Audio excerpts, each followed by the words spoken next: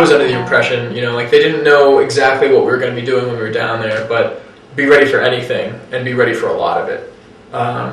You know, we knew rough ideas of the devastation and the damage that had been done, and so we just expected to be, you know, and we were hoping to work.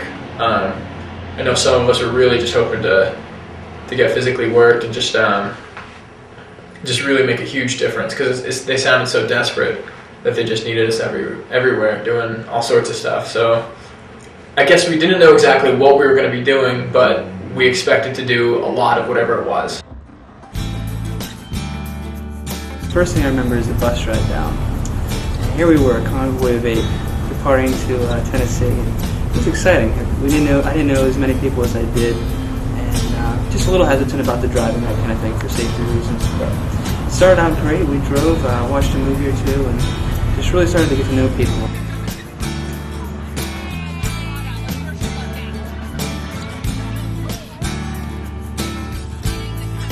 The van ride down was an interesting experience. You know, it was a lot of driving. It went pretty quick though, considering how long it really was. You're just crammed in there. You know, like you had no choice but to be on top of somebody else, to try to like keep your distance from people would be pretty difficult. So you got pretty comfortable pretty quick, and it was good. I mean, you got to know people. You didn't have much of a choice, but it was fun because of that. And the van became pretty lived in pretty quick.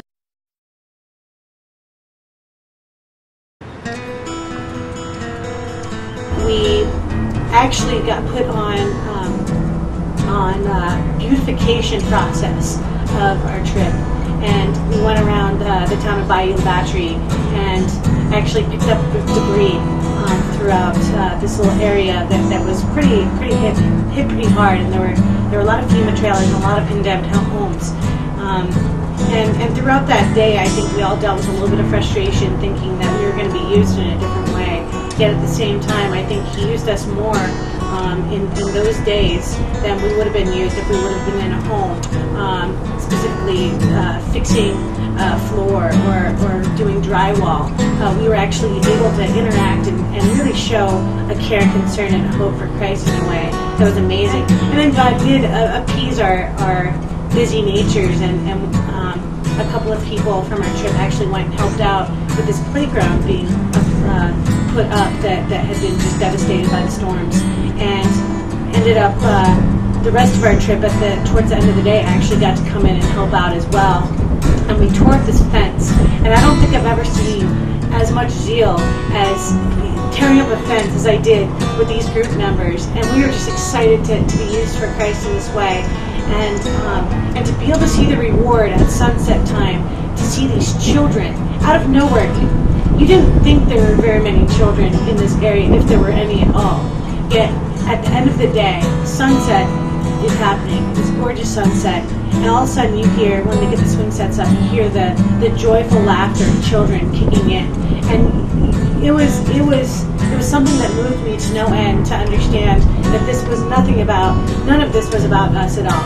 It was about showing the hope of Christ and showing Christ through us, and that was just an amazing day in itself, and I still look back and I get goosebumps.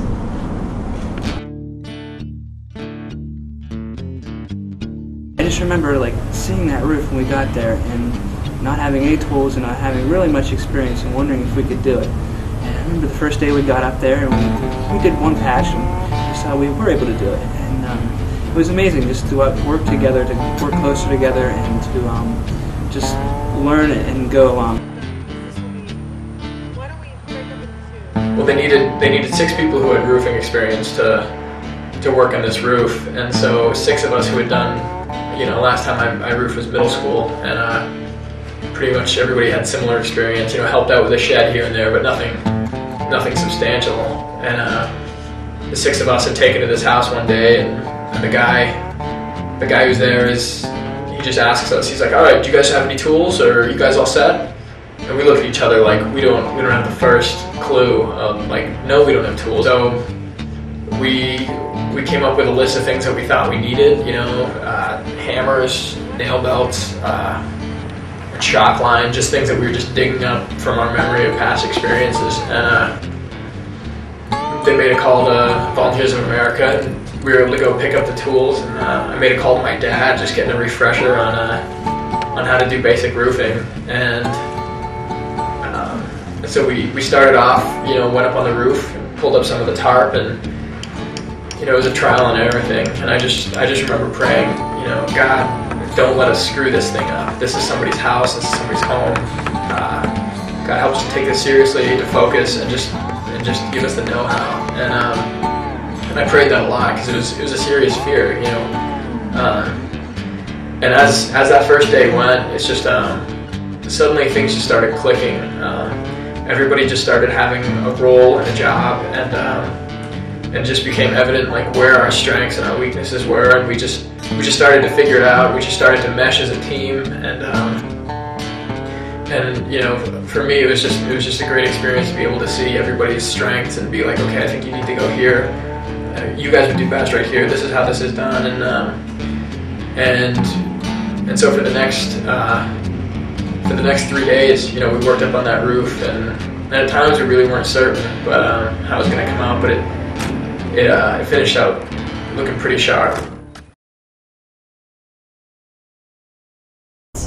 There was a couple of times where the group split up. The 6 of us went and we actually roofed, and then the rest of the group actually did some various odd jobs with Volunteers of America. And I think that had the possibility of possibly causing some waves within the group, because everyone, again, with a great heart, wanted to be used. Yet I think Satan, I really believe Satan tried to intertwine some pride in our hearts as our flesh was trying to come out. But at the same time, the neat thing was to see Christ just stomp on that and really hold us accountable when we needed to help hold accountable. And we were able to share our stories every night in Devos.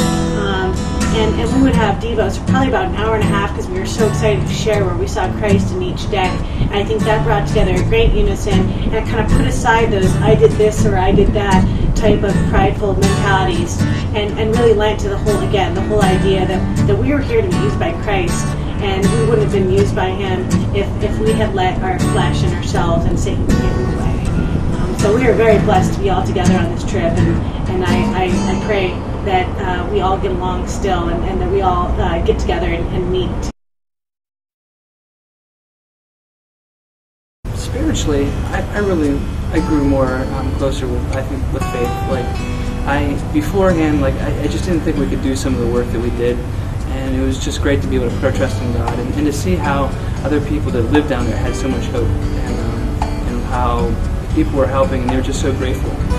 Christians especially, like Robert, the guy who hosted us there, he'd been working voluntarily for a year, and just to see that he walked, his walk in God, and how it's carried him through these rough times, and how he's actually been blessed by it. It was a great experience, and just quite a learning experience as well. The biggest message that I took away from that, and I think the people of where we were, Bayou, Batre, the biggest message that they wanted to send back north with us was that the devastation is still there. It looks like it happened yesterday, and they still need help. They still need donations. They still need food and money, and they need the labor down there. They need everything they can get still.